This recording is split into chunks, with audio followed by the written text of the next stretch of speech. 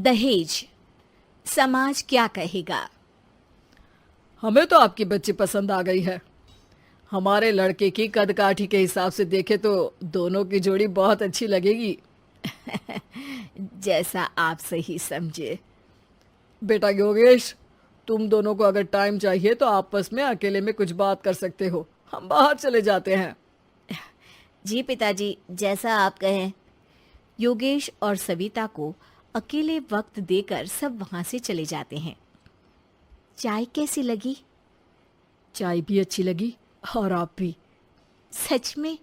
हाँ, मैंने तो फोटो देख के ही हाँ बोल दिया था। मुझे भी आप अच्छे लगे। आपको कुछ पूछना हो तो पूछ लीजिए, जैसे खाना बनाना आता है या नहीं, घर के क्या क्या काम कर लेती हूँ, वगैरह वगैरह।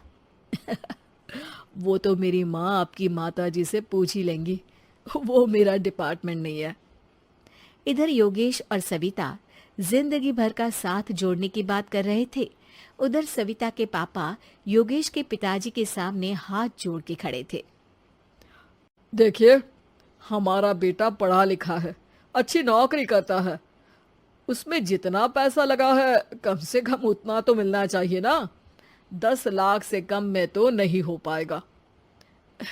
बेटी हमारी बहुत होनहार है और 7 लाख भी तो कम नहीं होते हैं ना जी।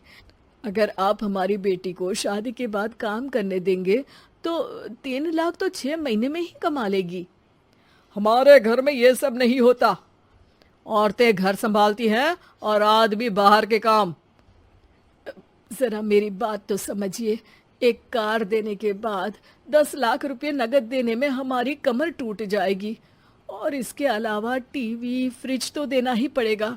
शादी की तैयारियां, मेहमानों की पूछ परख, बारातियों का स्वागत। बेटी की शादी में बाप पर बहुत दबाव होता है जी। देखिए, हमारा बेटा कोई दुकान में रखी चीज नहीं है जिसके ऊपर हम भाव ताव कर सके और आप उसे कम दाम में खरीद लेंगे। 10 लाख से एक भी रुपया कम नहीं होगा। ठीक है, जैसा आप कहे जी, पर आधा पैसा अभी और आधा कन्यादान के वक्त दे देंगे। अरे, इसमें भी किश्त मांग रहे हैं आप? हमने तो सोचा था कि अच्छा परिवार होगा आपका। अच्छा ही परिवार है देवनाथ जी, पर पैसों की थोड़ी तंगी है ना, वरना सब ठीक ही है हमारे परिवार में जी।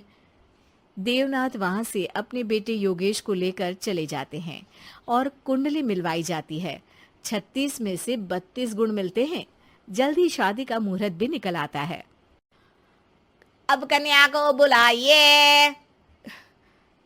आओ बेटी, यहाँ बैठो, योगेश की बाई और। मंत्रोच्चार शुरू करते हैं। मंगलम भगवान विष्णु मंगलम गरुड़ध्वजा मंगलम। सविता के पापा सविता और योगेश के बीच में जाकर बैठ जाते हैं। बेटी, तेरी माँ को यहाँ बैठना था, पर तेरी विदाई नहीं देखना चाहती होगी शायद, इसीलिए पहले ही चली गई। बाबा, हंसी खुशी का माहौल है, रोने का समय तो विदाई के वक्त होता है ना, तब ये इमोशनल अत्याचार कर लेना। अभी तो मुस्कुराइए, कैमरा आसपास ही है। तभी पीछे योगेश के पिताजी आ जाते हैं। अभी तक पैसे नहीं आए आपके यहाँ से? उठा लूं क्या बेटे को? आते ही होंगे, मैंने अपने छोटे भाई को व्यवस्था करने के लिए कह दिया था। अरे तो जल्दी कराइए ना, वरना देर हो जाएगी। समझ रहे हो ना आप? योगेश और सविता दोनों एक दूसरे की तरफ देखते हैं। सविता चाहती है कि योगेश कुछ बोले, पर योगेश अपना मुंह दूसरी तरफ फेर लेता है। पापा, कितने पैसे की बात की है आपने? अरे बेटी, तुझे इससे क्या मतलब? मेरी डील की है ना, तो मुझे तो पता ही होना चाहिए। कन्यादान की विधि शुरू करेंगे। तभी योगेश के पिता वापस वहां आ जाते हैं। पैसे देते हैं या बेटे को उठवा लूं? मैं आपके हाथ जोड़ता हूँ जी, थोड़ा सा इंतजार कर लीजिए। देवनाथ वहां से चले जाते हैं।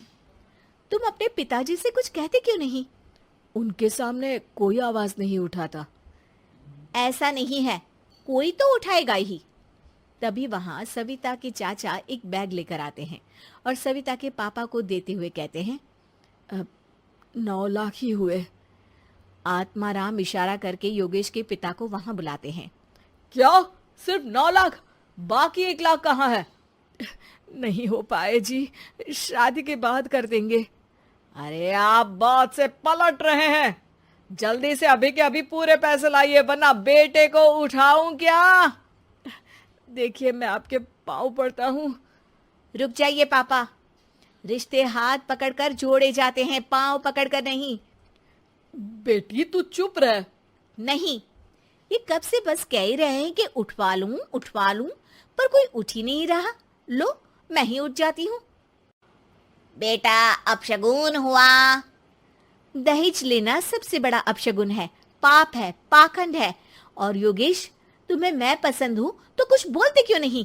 और तुम्हारे पिताजी, अरे देवनाथ जी, आपके नाम में ही बस देव है, काम तो आपके असुरों जैसे हैं।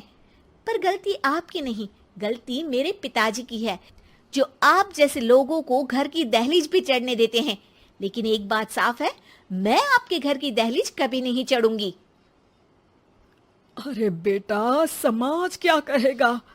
यही कहेगा कि सविता के भीतर की माँ दुर्गा जाग गई थी, जिसने पापा के खिलाफ, गलत के खिलाफ आवाज उठाई। आसपास के लोगों ने जोरदार तालियां बजाई। समाज की तालियों से पता चला कि समाज क्या कहेगा।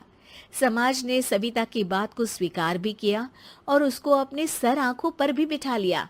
सविता के पिता में हिम्मत जागी और उन्होंने कहा, देवनाथ जी, आप कह रहे थे ना बेटे को उठा लूं क्या? उठा लीजिए। हमारी बेटी को आपका लड़का पसंद नहीं है और हमें आप